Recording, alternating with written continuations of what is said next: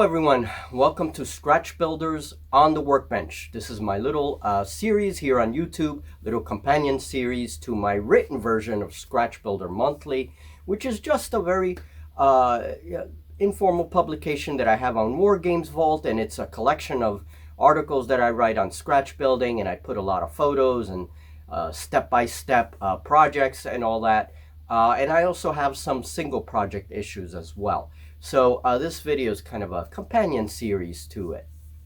So today we're going to work on a desert mat using a towel. As I said in the previous video, this is now episode 3. Episode 2 we did a lot of terrain using a coffee filter and paper material, and then in episode 1 we worked on a towel mat, which was more of a woodland setting. And today we're going to do a towel mat, but it's going to be a desert setting. And these mats are upgrading some of my older mats. I will probably be recycling those, touching those up. I don't get rid of them. They're still workable mats, but we're going to kind of touch them up and make them look a little nicer. So you'll probably see a future video where we take all my older mats and we kind of touch them up and bring them up to speed. Okay? So I am going to do something. Let's go to the craft bench now so that I can explain and we can start this project. It's going to be an easy one, I think. Okay, so here is the mat.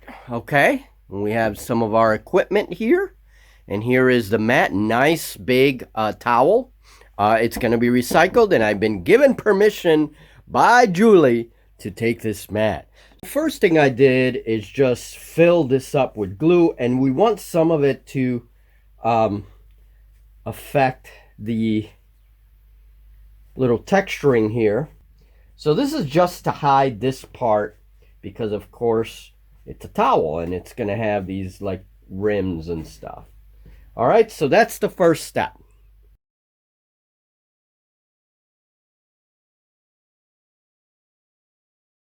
Okay, so this side is about done. All we want is enough glue to do the texturing, and the flour provides more texturing. It helps hide spots because it is very fine. So I'm just like filling in some gaps here with the brush, and it's probably a good idea to have some water nearby to put the brushes in as soon as we're done, because I do want to keep those brushes for the future. Now this stuff dry, like on a towel, what you will notice is that, man, this stuff like dries. It forms a very hard covering over the towel. So, but you can still fold it, not a problem. So we're gonna do this and then brush the excess off. Okay, so I brushed off a lot of the stuff, and we can still see a little bit of a line here, but I'm not really particularly worried about that. I'm going to be using a lot of terrain, and so, you know, it doesn't really matter to me. But if we really want to eliminate that line, just wait till everything dries fully and add a little more glue and some more flour, and that'll take care of that. Look at all of this texture. Now, this still has to dry. There's still some more drying to do. It becomes rock hard. Look how rough that looks with the kitty litter and the flour. And then we go over here, and this is the smoother section of the desert, but look at that.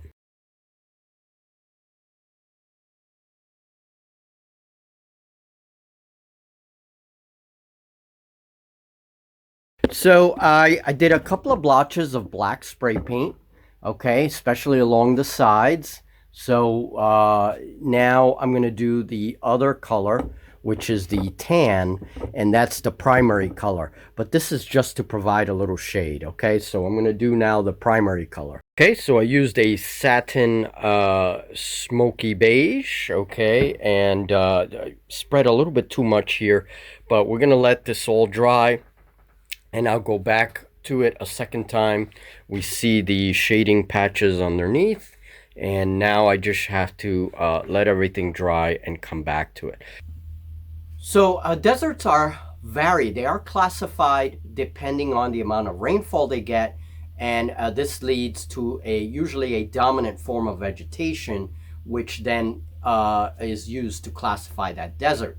So you can have deserts with cacti fields, and these are actually very beautiful, especially after rainfall. These cacti all bloom with flowers, and they're just gorgeous. You can have deserts with substrate that's a little more gravelly, and other deserts where the substrate is sand, extremely dry and parched. So again, it's rainfall that classifies these different deserts. Now on the tabletop, we can represent some of these things. We can bring a little variety to our environment and add a little fantasy, make it interesting. For example, a force of druids that uses cacti creatures, much the same way that a forest druid would use, various plant creatures or tree folk in their army, right? So we can do the same thing. I'll be sculpting some cacti monsters and plant monsters in the Creature Creator on Patreon, so maybe we'll see some of these crazy looking forces with deserts that are not just scorched seas of sand, but maybe deserts that are a little more interesting, more like scrublands than actual sandy desert. So once I've done all the spray painting, I take my poor man's airbrush, set up a little bit of warm buff paint, and just put it on just to add a little bit extra to the top of the towel. Now, we're going to let this dry in the sun, and then this can be dry brushed, by the way, because these little texture components of the towel, they actually get really hard with the spray paint. So you can actually take a dry brush and kind of dry brush some yellows or whatever it is. Now I'm going to put this out in the sun because the sun just came out, and it's going to cut down drying time considerably.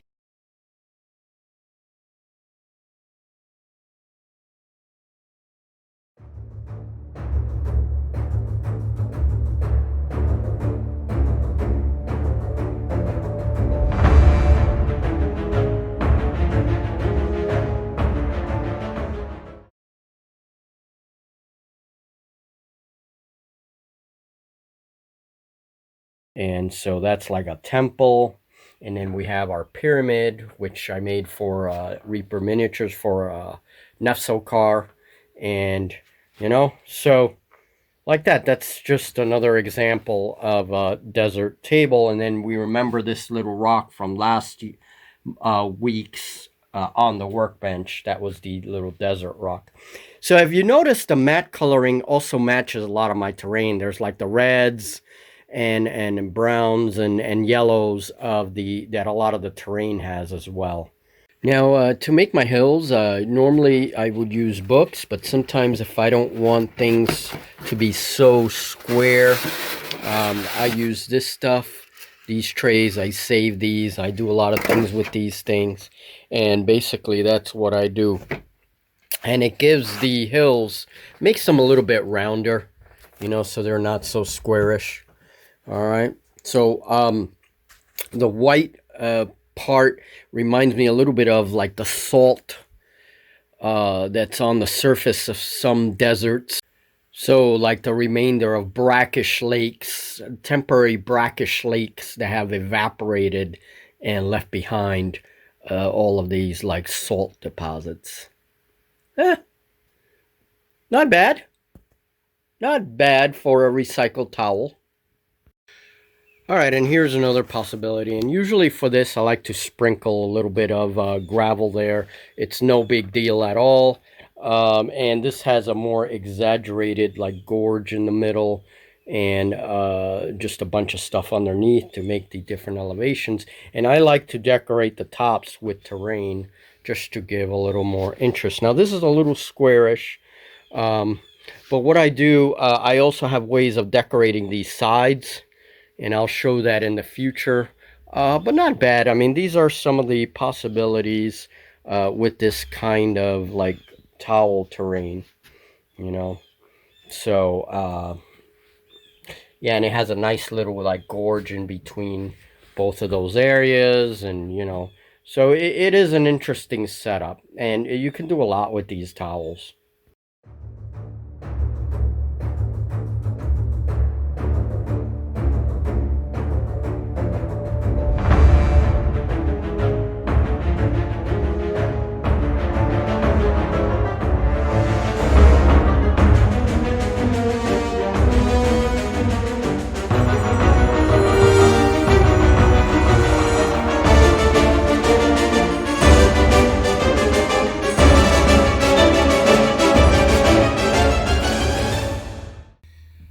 Okay, so there's a desert mat, an idea for a desert mat. This is a very low budget project. This is a project that can be done very easily. This is a 1-day build, no problem. The only part is letting things dry. That's what's going to take the longest.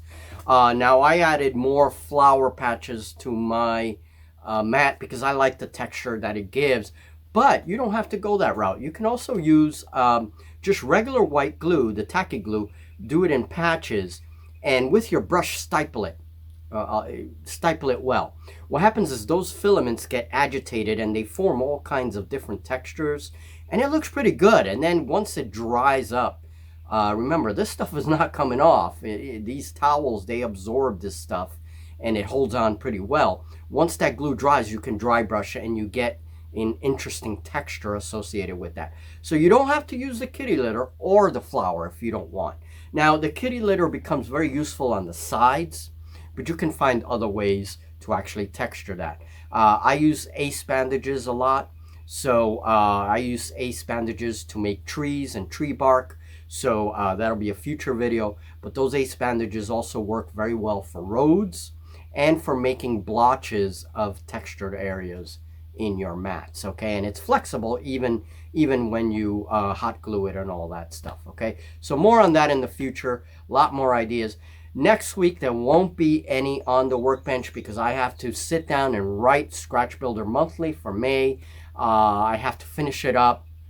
I have a lot of work that I want to put on there, and I also want to kind of take a little break and let the projects catch up. Let the projects in the magazine catch up with what I've been doing in the videos, okay? So Scratch Builder Monthly has everything, all my ideas, the starships, the sculptures. This May is going to have a lot of talk on sculpting, and has all the terrain, all that stuff in one place.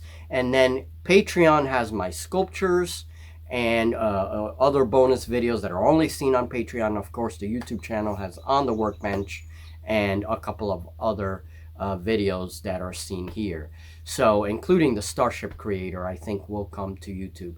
So in any case, we will give you guys an update in MJ Hobby Talk. We'll tell you whatever changes are coming to the channel so you guys know. And if you want to support the channel, you want to support my work, no matter how inexpensive it is, I still use dollar store materials and so forth. So there's War Games Vault, Scratch Builder Monthly, and I'm going to add new stuff on there. And there's also Patreon. Okay, patrons get Scratch Builder Monthly and many of the one project issues as well. They get it as part of the Patreon subscription. Okay, so thank you very much, folks.